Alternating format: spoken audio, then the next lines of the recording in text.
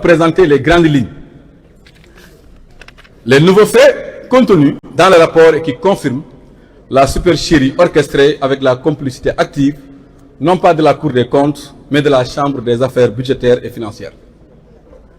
Mais avant toute chose, nous tenons à faire quelques précisions sur la production du rapport. En réalité, comme d'ailleurs l'a rappelé le premier président de la Cour des comptes, et contrairement à ce que les autres ont voulu faire croire au peuple sénégalais et à l'opinion internationale, la Cour des comptes n'audite pas en l'espèce les comptes publics, mais établit un rapport sur celui présenté par le gouvernement. Dans le cas présent, il convient de signaler que la Chambre des affaires budgétaires et financières n'a point établi le rapport, mais a validé un rapport de l'inspection générale des finances, organe interne au ministère des Finances et du Budget. Ça, c'est une précision. Et nous le disons de manière claire, nette et précise. Ce rapport n'émane pas de la Cour des comptes, mais émane plutôt du ministère des Finances à travers l'IGF. Parce qu'ils ont essayé de faire croire ça au peuple sénégalais, ce qui était archi faux. Mais au-delà, il est important aussi de rappeler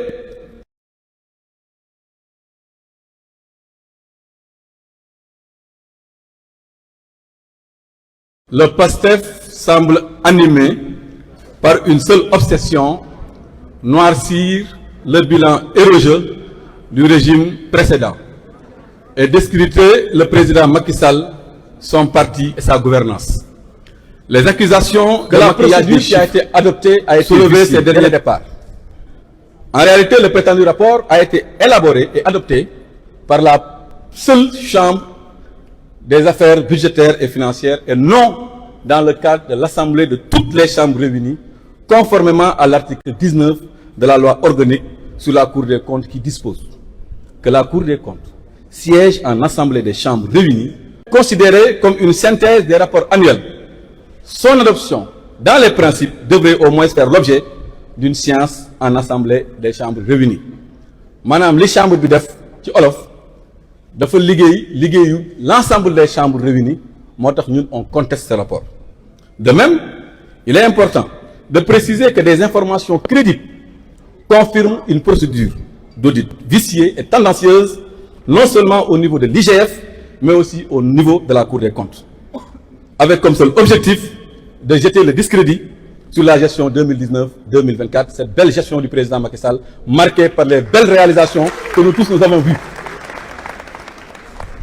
Nous avons en notre possession des informations crédibles qui créditent la thèse selon laquelle, au sein même de la Cour des comptes, un malaise s'est installé sur les conditions d'élaboration du présent du rapport, qui sans doute violent les dispositions légales et vont dans le sens d'une grossière manipulation. Ainsi, des manquements graves qui ont accompagné la production de ce rapport remettent fondamentalement en cause son authenticité et sa crédibilité et montre l'étendue de la supercherie. Nous le savons aujourd'hui.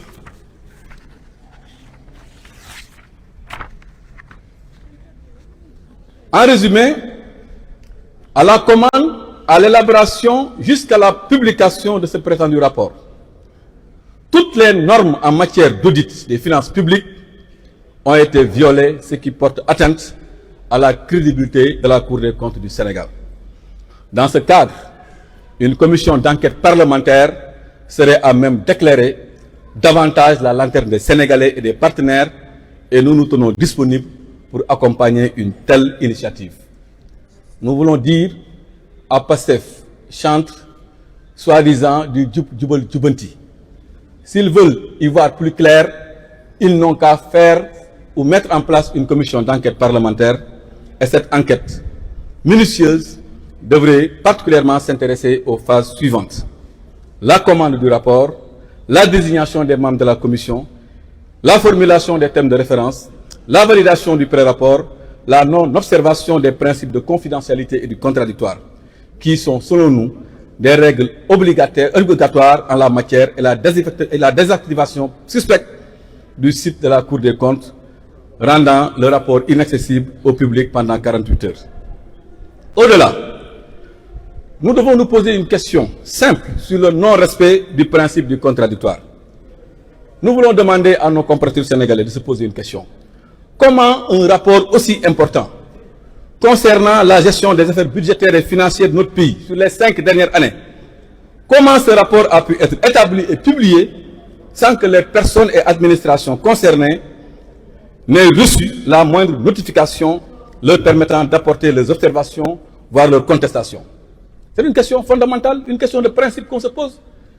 C'est une question de légalité, c'est une question de droit qu'on doit se poser. Comment c'est possible de faire un rapport sans pourtant donner l'opportunité à ceux qui étaient là de pouvoir se justifier, au moins que pour apporter des éléments de réponse par rapport aux éléments d'information contenus dans le rapport? Nous nous posons des questions très simples. Depuis quand un rapport d'audit est établi exclusivement à charge comme un procès en inquisition? En vérité, tout au long du processus, le rapport produit par les services de l'IGF et la certification n'ont, dans aucune de leurs étapes, respecté le principe du contradictoire en violation flagrante de la réglementation en vigueur, notamment l'article 64 de la loi organique du 27 décembre 2012 sur la Cour des comptes. Interpellé à ce sujet, parce que vous allez me dire qu'effectivement, le président de la Cour des comptes s'est exprimé à ce sujet, le président de la Cour des comptes a informé que le respect du contradictoire par le ministère des Finances ne relevait pas de ses attributions et incombait aux responsables du ministère.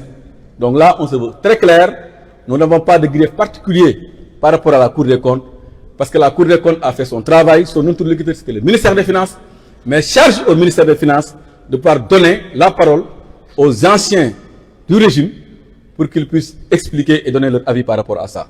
Le ministère des Finances, exécutant probablement la commande de Pastef et de son régime, a refusé délibérément de donner la parole aux anciens dignitaires du régime, ce qui est contraire à l'esprit de la loi et ce que nous condamnons et qui nous fait dire que ce rapport de la Cour des comptes n'a aucune crédibilité à nos yeux. Il convient d'attirer d'ailleurs instamment l'attention du Fonds monétaire international et tous les partenaires sur cette question fondamentale et exiger que le gouvernement du Sénégal y apporte une réponse claire et précise. Par ailleurs, il faut noter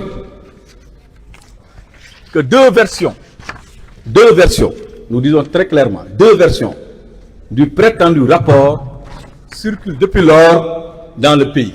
Nous tous, nous l'avons vu. Les gens n'en parlent pas, mais c'est ça la réalité. Sur Internet, nous avons vu deux rapports qui circulent. L'un qui est signé et l'autre qui n'est pas signé. Et nous pensons qu'un rapport signé est plus crédible qu'un rapport qui n'est pas signé. Mais il est important que vous soyez entretenus sur le contenu qui est signé. Donc pour dire que dans la version dite provisoire, ne figure guère les données relatives à la dette bancaire. Alors, cette histoire de dette bancaire-là, qu'on nous parle de 2000 milliards, ne figure pas dans le rapport qui a été signé. Car la Cour des comptes, dans ce rapport signé, elle-même a avoué n'avoir pas les moyens matériels de tracer les opérations de remboursement. C'est pourquoi nous disions qu'ils ont mélangé les opérations de trésorerie avec les opérations de dette. Dans la version définitive, ce qu'ils ont mis sur Internet qui n'a pas de signature, les montants, curieusement, apparaissent avec comme désignation dette bancaire hors cadrage ou dette cachée. Mais compte tenu des montants en question et des interrogations et commentaires soulevés, la Cour des comptes a l'obligation et le devoir de communiquer pour expliquer comment elle a remplacé le terme opération de trésorerie par dette bancaire hors cadrage.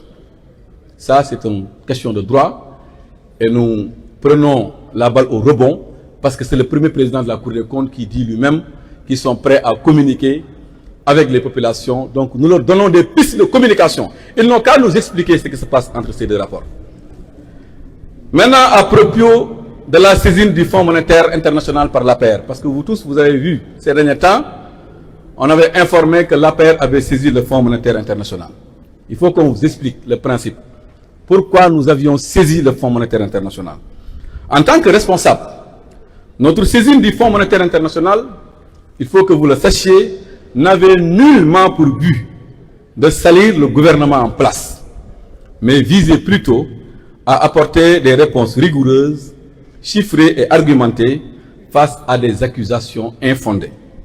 Notre objectif en tant que républicain et patriote est de faire en sorte que le Sénégal ne soit pas pénalisé ni placé sous ajustement structurel sur la base de simples déclarations irresponsables des tenants du pouvoir.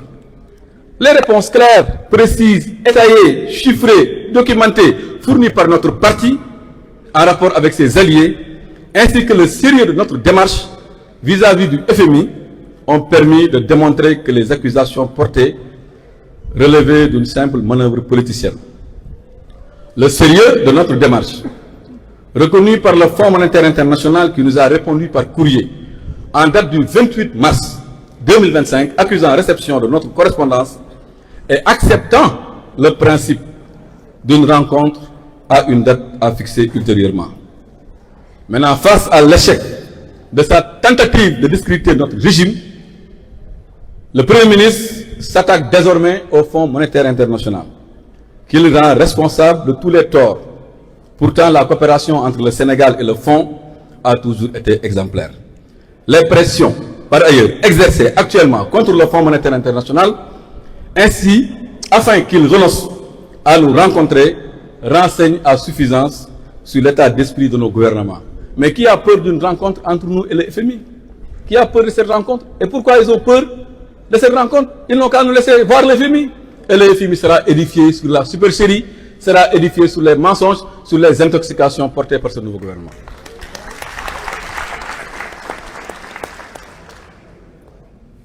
De la défaite maintenant du régime de PASTEF dans la bataille de l'opinion jusqu'à la tentative d'instrumentalisation de la justice, il y a beaucoup de choses à dire.